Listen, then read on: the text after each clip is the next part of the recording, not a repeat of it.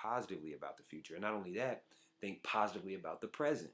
Whatever is happening to you, accept it. Don't mind what happens, just make the best of it. Make the best of it. I know these are all cliches that you've heard a million times, but they're true.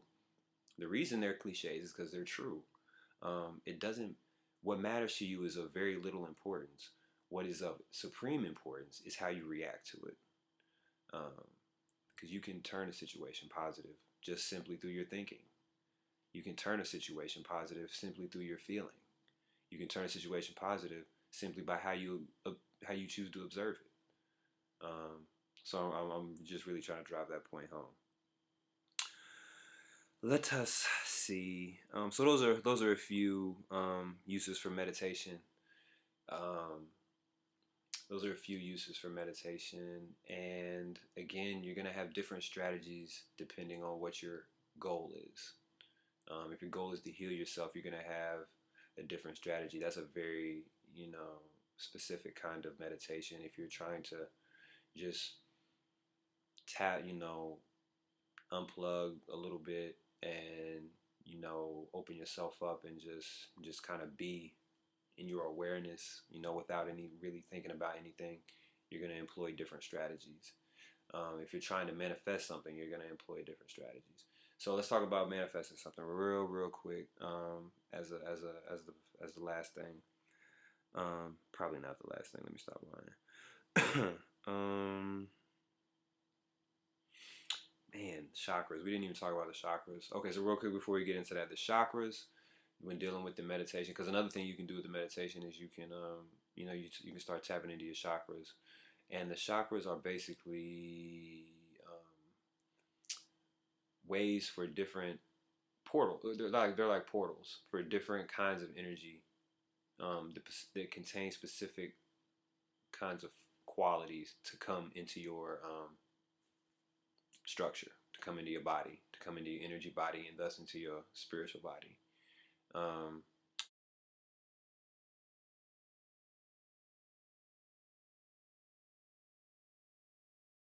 And the different chakras are contained. It's kind of like the zodiac.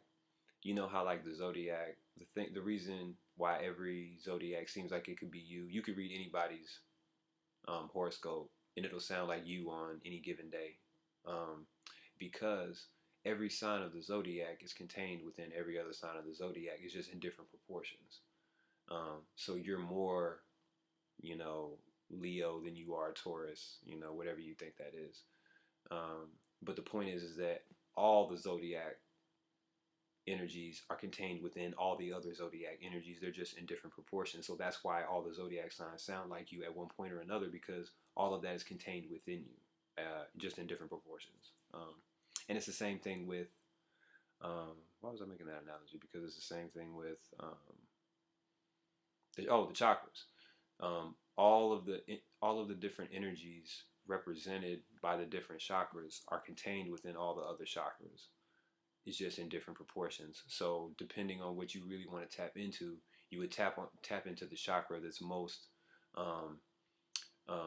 you would tap into the chakra that's most beneficial for whatever it is you're trying to do. It's like using the best tool for the job.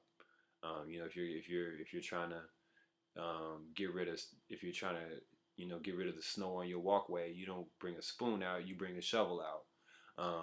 Or even if you really want to get about it, you bring the snowblower out. You pick your best tool that you have, and that's what the chakra is about. And just real quick, what the different chakras represent.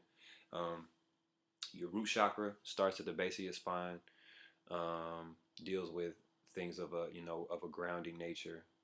Deals with your survival instincts. Deals with a lot of stuff that deals around your kind of like your reptilian brain, which is your fight or flight. It deals a lot with that.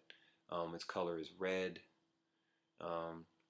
They have specific shapes too, and I'll explain why in a minute. And they have specific sounds that they make as well, which I'll also explain in a minute. But especially with chakras, something like that. I'm giving you my interpretation of chakras and how I interpret them. But you're definitely going to probably come up with your own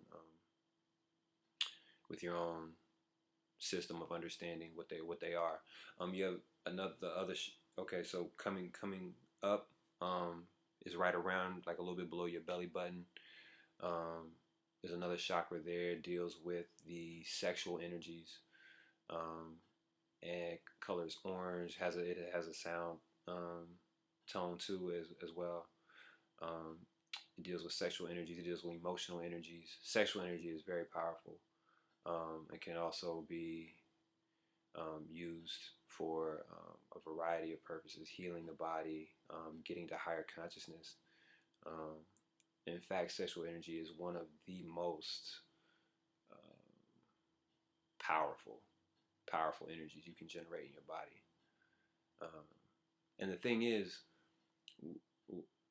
a point I should have probably clarified earlier is that once you bring the energy into your body through the breathing or through, um, or bring the sexual energy into your body, you can use it for whatever you want to use it for. We talked about it. I think we did talk about it a little bit with the multiple purposes.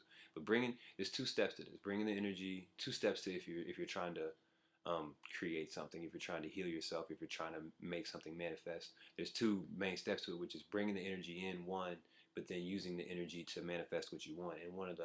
And dealing with the sexual energy deals around with that chakra right around the bottom of the navel, a little bit below the navel, but those are powerful energies to deal with. Going up again at that, you have in your solar plexus, you have another chakra there, another very powerful chakra where you can really store your energy up. Um, that's why they actually call it the solar plexus. Solar plexus, soul meaning sun. Um, so that is literally your inner sun, and it has the energy of the sun, a sun. Um, it can store all that. It's that's where all your nerves come together as well. There's a big nerve bundle back there in your physical body. And please, the chakras are not in your physical body. They're more in they deal with your energy body, your aura, and the electromagnetic field that surrounds your body, and not so much your skin and all that. And then coming up, my favorite chakra and yours too, the heart chakra. Um, Green. The sun chakra is like a yellow, bright gold, like a golden color. Heart chakra is green. Um, it's about love, you know. It's about, oh, the in the yeah. I kind of skipped over the solar chakra, but the solar chakra is about energy. You know, it supplies the energy to the body. Heart chakra is about love and opening up and not fearing, not doubting, knowing, acceptance. Um, Openness, letting things live, man, letting yourself live, not taking it too serious, um, remaining curious, remaining, you know, inquisitive, seeing the wonder in the world, almost childlike, um, accepting others as they are, accepting yourself as you are, loving yourself. Um, it's the key. The heart chakra is the key. Um, and the real key is you, you can't fake this one. You cannot fake loving yourself. You cannot fake loving other people. It will be demonstrated through your thoughts. It will be demonstrated through your feeling, and more importantly, it will be demonstrated in your actions. Do you really feel the love? Do you understand what it means to have your heart open to other people? And I know that can be difficult in these days and times because of the kind of society we live in.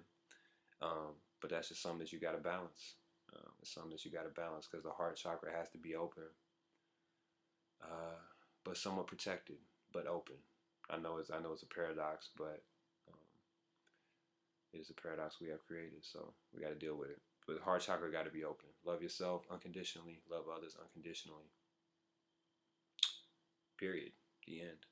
All right, throat chakra right here, blue, deals with communication, being able to express yourself, being able to understand others, being able to formulate your ideas clearly, coherently, concisely, and to be able to send and receive information, so be able to understand what others are saying. Um, not emphasizing, empathizing, which is literally putting yourself in their shoes and seeing their perspective authentically. That's one of the difficult things for human beings to do, is to see other people's perspectives. But it's one of the keys, because we have our own perspective. It's very strong. We think it's the only way, but in reality, there are infinite number of ways to see what we're seeing, and we just have one perspective. We have to be conscious of and empathize with other perspectives, because we want the same for other people to do for us. That's just how it goes.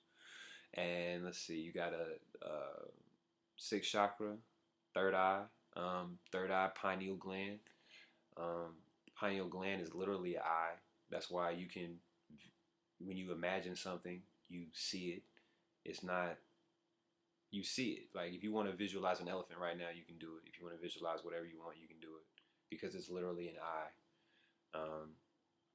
And it is uh, one of your psychic centers. So if you do, certain kind of breathing work, certain kind of energy work, consistently, over